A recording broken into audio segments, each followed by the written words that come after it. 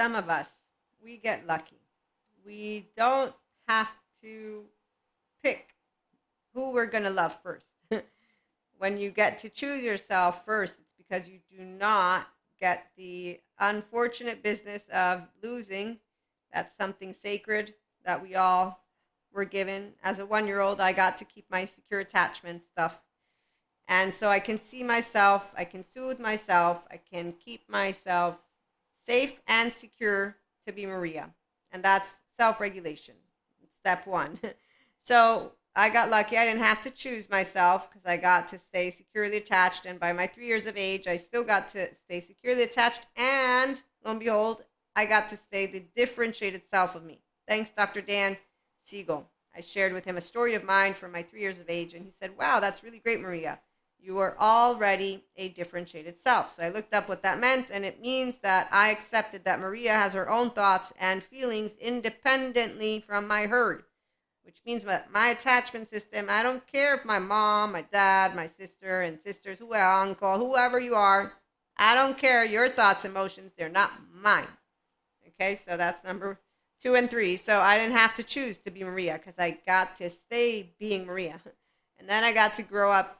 And by the time I'm an adolescent, I got to notice, okay, I didn't make the best of choices. I chose to disregard my heart, body, and my gut, my heart, body, my value body. And so this was where I was, as any other adolescent, what comes online is our next step. So the brain is made a certain way, our embodied brain. I get to learn all about it from my courses. And as a mindfulness, mindset content creator, podcast host, practitioner, call you all the names you want, right? So here's the deal. I know how to be myself because I never lost myself. And as I was saying, as an adolescent, we actively move into our adolescent brain. And that's when another system comes online. So our attachment system is established with us having our allo-parenting figures. And I already had mine, my family, the extended family, and I was able to maintain that differentiated self. So that means my thoughts, my emotions can be different. And that even if I get a boo, I'm okay with that. It doesn't take away from my self-esteem or my self-worth. So nobody's chipping away. I don't need to regain it. That's why I'm self-empowered. That's why I'm confident. I'm getting to my adolescent. I'm confident. I'm also held with equanimity by the same caregiver primary. So I know how to talk to myself with the Jacob brain. And it's okay to have emotions and thoughts, because that's where you are raised in a child-centric environment. You don't feel shamed. You don't feel the blame, the fault, the revenge stuff because you don't have low self-esteem. You don't have passive-aggressive manners. You don't have the boundaries are me blocking, canceling. No, you know how to repair ruptures and splinters. So having conversations that get even very, and my heritage is Neapolitan, so Naples, Italy. They're full of passion. So I have grandparents who would be yelling, and that's normal. And so for me, I'm not afraid of it. Also, though, I can tell you there's a difference when the people are in sympathetic, so that it's not their heritage, that they're just, I've seen commercials. They try to replicate, and they do, the tone gives it away. Once you learn about the polyvagal theory, I have a course with Stephen Porges. You understand why we wear our heart on our faces, not on our sleeves, and our tone gives away everything because that's how your embodied brain, that nervous system. So you're scannable by me and I'm scannable by you because we're also mammals and we're calibrating. But I'm a guitar string, ding, that vibes my own vibration. So when I'm around you, I'm present because I'm curious, open, accepting, and loving. That's an integrated brain, which is what you get to do when you put into practice mindfulness, mindset, and say, yay, emotions, not laundry. The Zen master does laundry. Okay, so this is why you'll know the greatest love affair in life, by the way, because the restorative embodiment, self-aware, accountable, and regulating person, you are in a state of bliss. You are in a state of eustress even when your nervous system is actively working because you are actively able to be in your ventral vagal state. Social engagement, you're actively able to see yourself, soothe yourself, self-regulate, and be safe and secure. So I'm an emotionally intelligent, high emotional intelligence, low. I'm not going to plan on using too many fancy words, but that way I can organize with words that I've seen others using online. I just say it's a decent human being who knows emotional maturity, and I know how to be myself. It's Eric, I got a tail, I got a throat, I got blah, blah, blah. What do you want? Yes or no, in or out, make up your mind. I don't have time to waste. I'm TikTok, tomorrow might be dead. Love is really easy. Your love affair, you have nothing to say except for to my teenage friends. There's 8 billion people out there. You'll find the one. It's okay. And then I got twin flame and I found the one. And then I got twin flame too. I was like, wow, now I got two. Okay, I'm expanding. I'm expanding because now I'm moving into what is known as the lovely. Can you guess? Anyone guess, guess, guess? Who likes to use words? I do. So, our polyamory community, come on over because I got some good shit to share with you on this one today. I met a very empowered, emotionally mature, and more than just one man. And I love when I meet empowered and emotionally mature men because it's very enlightening. And obviously women too, but as a woman who is interested in men, it's always a pleasure because it's like, okay, see, I told you ladies, there's 8 billion people out there, so I'm not the one who's emotionless. I'm emotionally mature. I know what I want in life. I know how I want to be treated. And if you ain't cutting it, well, you ain't cutting it. I will try to be as kind as possible as I have the capacity to share with you all. I have also Twin Flame 3 coming in, and then I got soulmates. So look at that. Now, in my 44 years of life, I know how much men like to say that they are the only ones who tell women and propose that, yeah, that's not true. They are liars, liars, pants on fires. So what I can tell you, lovely gentlemen, gentle women, and gentle days, is that self-empowered women and anyone who chose to be their self because we didn't get any interruption, yes, if we get rejected, it's okay. We don't go down the path of rejection protection, somebody's evil, an asshole. I mean, technically, we all can be assholes. What I like are the emotionally mature assholes because they're not going to be assholes actively. They're going to be fun to be around, but we're going to seem like assholes to other people who are like, oh, they use the wrong word. Don't they know what year it is? They don't know how to use words. I'm going to go and report them to the word police. If we ever get word police, the emotionally mature human being will be like, okay, come on, gather around, all of you. Let's go figure out how we can talk to each other so that we don't get fined every now and then. That's how we'll do it. We won't whine about it too much. That's because the low self-esteem people get to whine about things. They don't want to become equanimous. It's called emotionally mature. So, as I was saying, when you choose to be yourself, it's really fun. And so this great love affair, it's because you have a body that works mindfully, not pretending to. So you don't sound like a little soft little bunny. And how dare they yell? They need to lower their voice. No, some of us, we just yell. Get used to different, anyone know about different cultures? I have seen a lot of people wanting to say, just because it's culture doesn't mean you can do it. Yeah, well, you know what? Unless, again, we got some culture police people going around, but I'm pretty sure that we won't be eliminating heritage anytime soon. So I think we're going to get back to finally, I'm happy. I know I am. Why finally? Oh, I'm sorry. Does anybody know that a mystic that is in the Enlightenment Soul Age group and in infinity and beyond understand how this time thing works? Yeah, I'm not going to go there. This one, I have a channeled guidance for you in the after this. So when you choose again yourself, that's when you're going to know true love because you know how to love yourself. And that's the inner child adult that you see right here. So I got lucky. I know my biggest love affair is with life. I got it gifted. I got gifted the honor to be raised with Catholicism, Christianity. Today, I am a Christian spiritual person. I still love to go to churches, but I know some people find Akashic record readers, Reiki masters, tarot card readers as horrible human beings, apparently.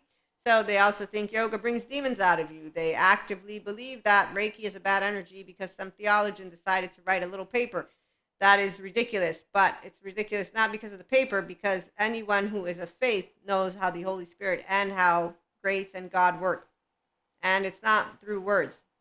Even though, yes, words matter, but what I'm saying is the ones of us who are of true faith, we know what's working. I read to you a quote, and I won't read it necessarily again, but what I'm going to try and do is this. So when you learn about a human being and how the brain is made, and I have smart people who teach me, like Dr. Daniel Siegel, the left is the verbal. This comes online at your 2 years of age. The right is not verbal, and everything that comes up from your body is going to be addressed here. And that is actively where Patrick McNamara says the self is and stuff like that in an interview. He's a neuroscientist. Okay, so when you're actively interested in what you're learning, and then as a human, I know my brain and how it works, and I'm applying embodied knowledge because I'm not just listening randomly. I have introception, though. I have to share that. So when you have a good relationship with your body, your insula works. And so I completely perceive everything that comes up. I'm not afraid of my body. In fact, I only get over concerned sometimes with sensations because I think I'm going to die. And there's your panic attack stories that I already know. But then again, there's energy that moves, and I still wonder what is it because I'm not a doctor. And so every time that's had, there's my ego. What is that? What is that? What are you doing? And I get to play with that and say, "Okay, calm down, shut up. Let's go tomorrow. I don't know. Let's go somewhere." But then I'm practical enough to know I'm a 44-year-old woman, so there could be some biochemistry. So see, these are all those different depths of dimensions. They're not deep. They're actively piece of information that if you're a smart human being, you assimilate and you keep them all there because my right mode is like, yep, all of them are potentials. And now, even if we have all this, we still don't know left mode. Are you done working your mouth? We don't need you. So the voice and words, they come later. You get them taught by the grown-ups around you. My point, going back to God, faith, and those who are of true faith, it's a feeling and it's an open heart. The Holy Spirit works with open heart. You open it up, yes, for your catechism. It's not because you promise to people who want to be evil and mean, because evil to me is when you're actively casting a stone, you're dehumanizing, you are actively playing and acting like you are a god, even though you don't want to use that word, but you actively on screen, I can see what you look like. God, goddess, whatever it is. And in that moment, I don't lose respect because that would be disrespectful.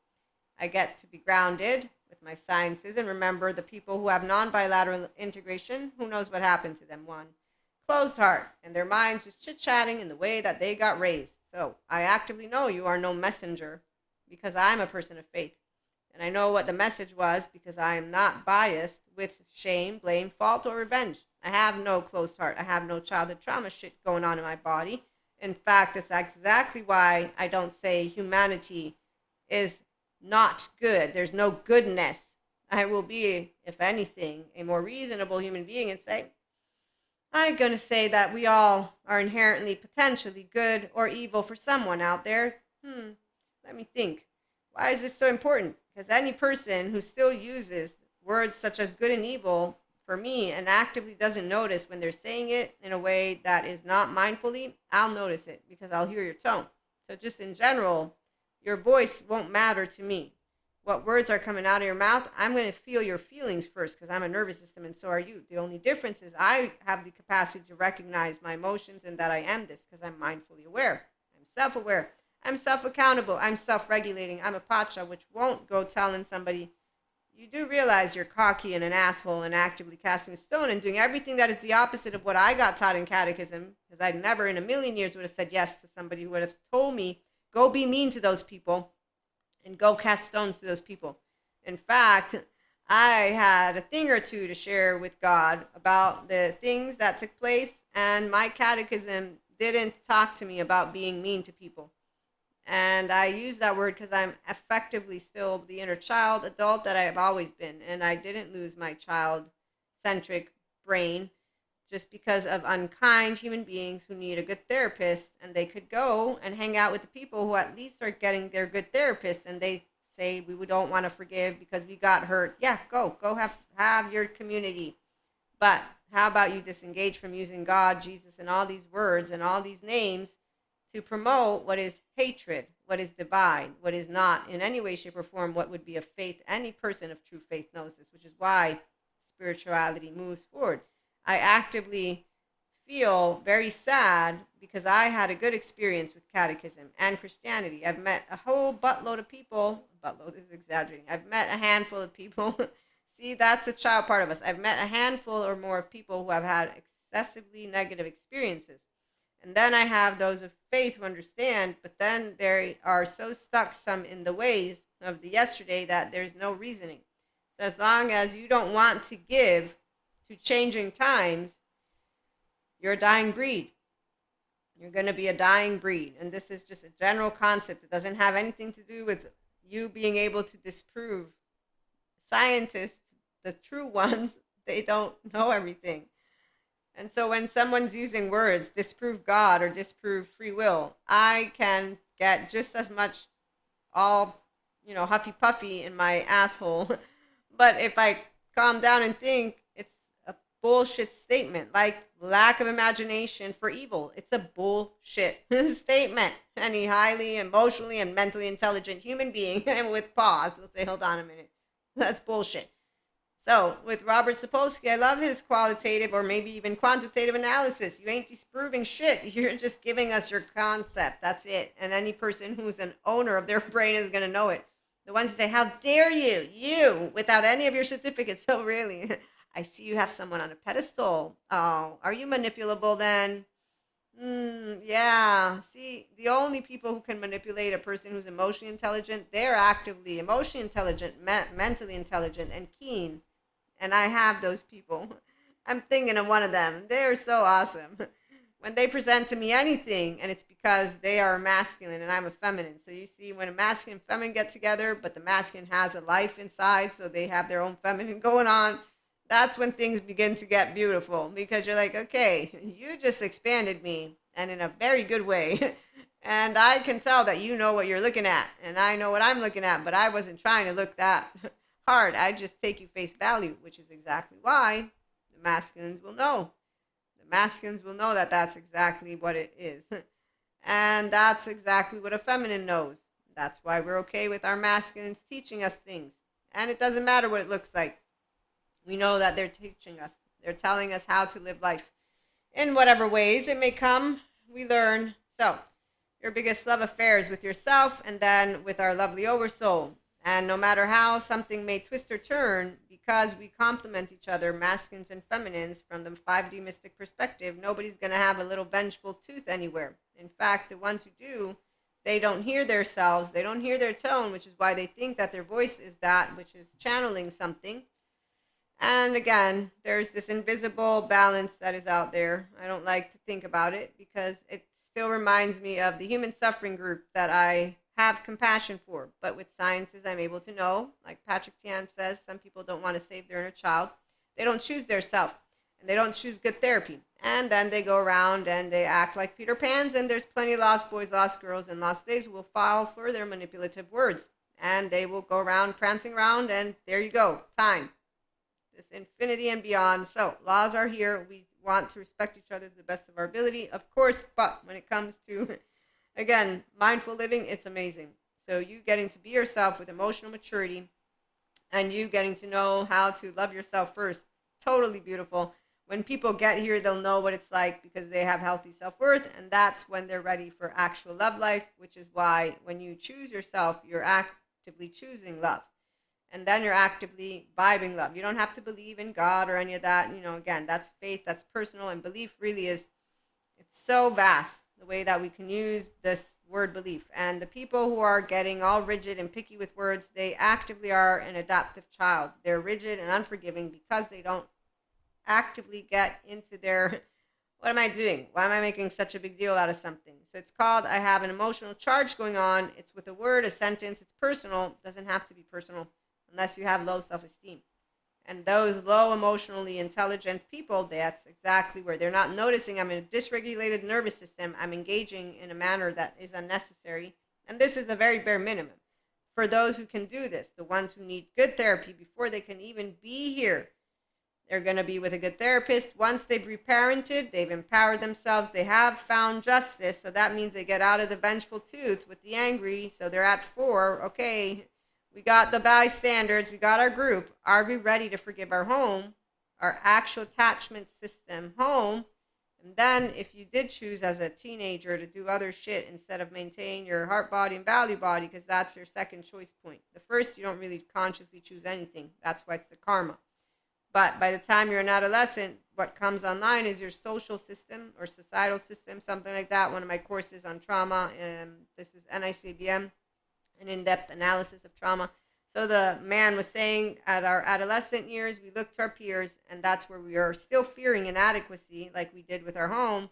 And if we get cut out of the herd, we're dead meat with animals, okay? So it's emotional, implicit memory, and then we have explicit, and your first 8 years of life, you're unconscious, subconscious. And then we got, from that 8 till, again, the 16, some more stuff building up. But that adolescent year, which is about 12, is when this other social system comes online. And the way the brain is, Dr. Daniel Siegel explains it with his acronym ESSENCE, which I always forget. I tried to keep it down, but I don't remember it all. I'll have to look for it, and we'll do another episode. But essentially, that's why kids can become addicted to the social media scrolling, to alcohol, drugs, because they're seeking novelty. They're seeing things in their own unique way. They're bringing all of that vitality. They're also seeking meaningful connections. But if there's beneath the surface a dysregulated nervous system with a distorted sense of self, which means I'm a piece of shit, they got shame, blame, fault, and revenge, and they got no good, healthy self-worth examples at home of what functional adult language is and equanimity and all that, okay? And just they didn't learn how to regulate the nervous system. It's not securely regulated. So this is the part of where you learn self-soothing and self-seeing by reparenting, and then you're learning regulating. So you have space between the mind and the body, and to say, I don't need to get all pissy. My thoughts, emotions, they're mine, differentiated self. They're not of everybody's, and I don't need it to be charged. When the people are ready to forgive their home and then their peers and their mistakes, that's when, and all of it. So the mistakes of unhealed trauma from parents, cultural, transgenerational, which is why people who are still making very big, huffy puffy with their sympathetics, they're going to walk around thinking that they're doing justice. That's why they have a mantle. And so they're in the non-bilateral integrated brain. They get dysregulated. They're in their modulated sympathetic, and they go charged, and that angry brain is dumbed down because now you think the generalizations and stereotypes that are filling your head, which you learned from yesterday, and your active 3-year-old is behaving with your 16. You're basically not a emotionally intelligent or mentally intelligent person in that moment to a person like me. You're not curious, open, accepting, or loving. I am, and I'm present because I'm in my prefrontal cortex. You're in your survival brain mode already. And the minute you're in structural dissociation, you're going to keep doing it, and you're going to keep on going down that spiral. I can try to keep you online, but if you've committed to your story, it doesn't matter what I do, you're going to keep doing that. And you're going to, in fact, get up and want to disengage from engaging with me because you're fueled, and you actively want to play out this pattern. Versus being aware of it mindfully would be, okay, I'm going to start calming myself down. I got these exercises with my therapist, and I'm going to let the person know, hey, you know what, I'm going to go cool off because right now I'm getting into my little cycle. Or they'll be like, you know what, I want to talk about it, but they'll want to talk, not ruminate, and not be on this little wheel. And so they actively are self-regulating as they are down-regulating the sympathetic and saying, I'm not going to get into fight-flight response. And so that would be a person who's mindfully aware and working with a therapist and or working with themselves, expanding their window of tolerance, not projecting, so taking accountability as they're regulating, and continuing to enjoy an evening and or a day and or a conversation and not taking it personally. And there's you being yourself, and it's a beautiful love affair. So long story short, though, I'm also tuning, and you're attuning to me. So with my nervous system in social engagement, not judging you because I'm curious, you're not going to get more fueled. You're actively going to have to dwindle down because we're regulating to each other. So we're making a sound together. And so if I'm embodying ease and you want to embody anger and upset, you're going to find contrast. This is where those things happen in different ways. Once somebody goes, they might not like that. They might think about it. They might be like, why didn't they pick my side? It all depends on the person and what's going on. But the resonating is where instead with trust, we could continue a conversation and a person could feel better. They could actively welcome a fragment of their self. And that's why your relationships are important to the healing journey and why good therapists will tell you of that, but why you want emotionally intelligent people. So it means people who have chosen their self, they know the love affair of life within their self, they know self-regulation, they don't project, and actively they don't give you their belief systems, even if you and they completely have opposing views. They don't make their belief and their thoughts what is going to take precedence